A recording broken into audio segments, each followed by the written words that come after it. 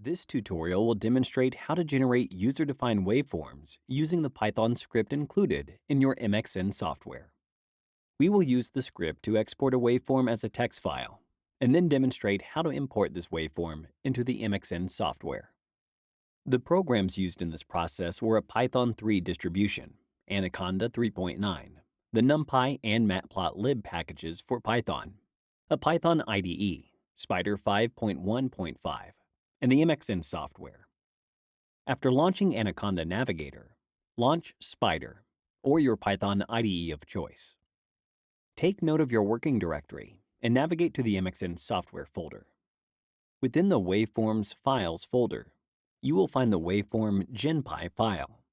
This is the waveform generating Python script. Open this file in Spider.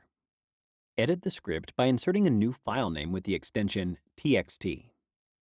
Other waveforms can be defined in place of the variable y, but for this demonstration, we will use the default sine wave. The script can be saved and run by clicking the play icon or pressing F5.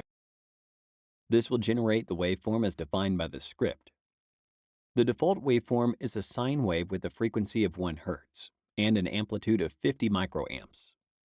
The duration of the waveform is 1 second, as was defined by the number of samples, the samples per cycle, and the frequency, which in this case is 800 divided by 800 divided by 1 Hz.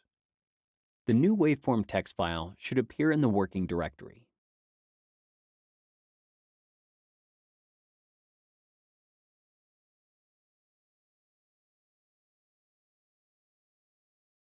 Open the MXN software, HD-tES.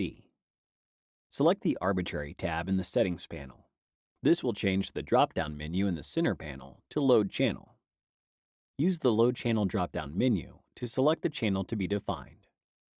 Select the waveform text file to load. Our channel 1 is now the sine wave we defined in the Python script. In this example, we generated only a single cycle of our waveform at 1 Hz. We can still multiply the frequency of this imported waveform through the user interface.